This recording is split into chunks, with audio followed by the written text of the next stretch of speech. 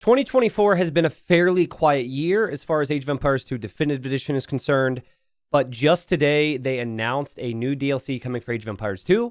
Let's watch the video now.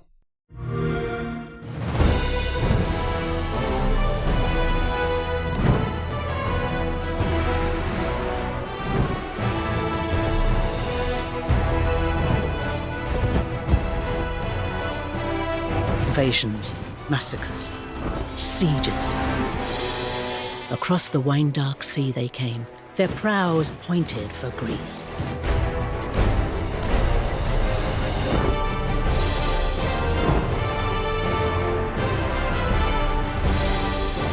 We turned back Persian ships once before, and we shall do so again! Those are your homes, burned by the Medes. Take up your spears, and let no man rest until we return this city to Athena!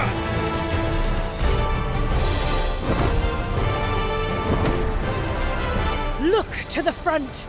There is glory to be won! The Greeks had only two options: victory or death.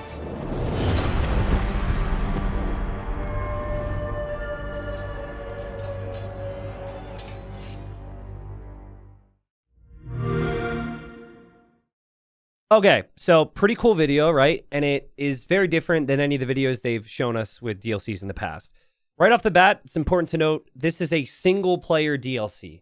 So there are 3 new civilizations, but these civilizations are not available for ranked play. We'll talk about that more in a second. But the Athenians, the Spartans, and the Achaemenids? Achaemenids? We'll get there. So, as the video kind of suggested, and I'll show an image in a second, there is a complete visual overhaul for this. It's very different looking than other campaigns. It's a more immersive type of single-player experience. So, like, here's a screenshot they showed of how the experience is going to be.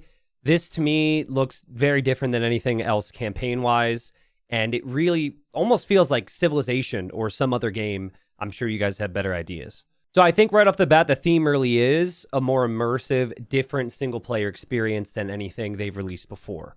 It's been created by the Capture Age team, and just going to read a couple things here. Chronicles is a series of DLCs set in the ancient world, taking the core gameplay and balance of Age of Empires 2 Definitive Edition, and then pushing it a step further by adding multiple new features inspired by the time period, along with a new complete visual overhaul. So we talked visual overhaul, but there's some new features they're adding that work only in the campaigns, which I think are of note. So, new graphic models. There's 55 new land units. There's 19 new naval units and 85 new buildings. That's crazy. That is just crazy stuff right there. There's also a different approach when it comes to the storytelling with animated cutscenes, new music and voice acting, which I'm hoping is really cool. There are the 3 civs we mentioned, which are not available in ranked play. This one's a big one. Overhaul of naval combat. So there's 6 military ship types, including a ramming and catapult ship, which the video obviously showed some of. There was the ship that looked like a caravanserai, but also acted as a dromon, if you saw that little bit. There's also unique civilization mechanics, including customizable town centers and government policies. And apparently much more. So I'm really excited to see how this goes, because the previous DLC was a remake of scenarios that already existed before, and they just kind of tweaked them. It got pretty negative reviews. People weren't really excited about it. And so for single-player content, it could have maybe been better. This is going a step in the other direction, where they're clearly adding a lot more new content, and they're not just reusing things that were available in the past. As well as, like, testing out some things. I mean, that's going to be the big thing here. Will they test out certain mechanics and eventually bring it into the game with this? We'll see. So I was curious on if they would make it clear that this is like a test period, that they might use the single player stuff and eventually make it multiplayer.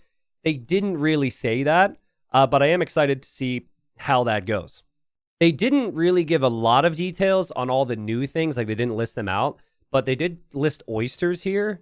And so it says a new gold resource which can be gathered at sea, oysters, plus use special civilization mechanics such as the ability to enact government policies and individually upgrade town centers to fine-tune the control over your empire. So oysters is like a new resource, so they're going to have a lot of water focus with its DLC.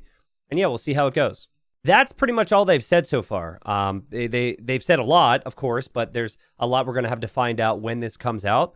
I'm personally rather excited for it. I haven't played a lot of scenarios as far as content's concerned, but like a new immersive experience, figuring out new mechanics, new civilizations, all these things combined makes it really interesting for me.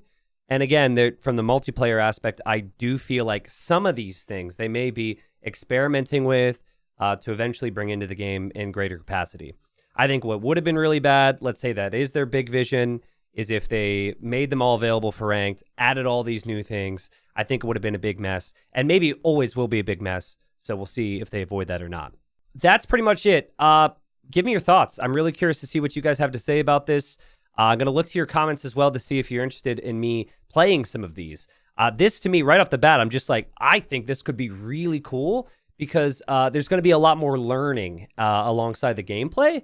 So I might actually be interested in doing some content with this if the community is down. I'm going to have the link in the description if you want to read about this or watch the video. I know this might not be for everybody, but I feel like there's a lot of people out there who want to play single-player content. Single-player content is a really big portion of our player base. And what everyone wants is for this game to be continually supported and developed. And this being successful would be amazing for the future of the game. So anyways, that's it. Thanks for watching, everybody. Leave your thoughts in the comments, please. Oh, and if you're interested in my video on the upcoming patch, which is more gameplay changes and a couple balance changes to competitive play, I have a separate video right there in the description. It's coming soon. Just go click that. I talk about all that stuff as well, but I wanted this to be in a separate video. Bye-bye.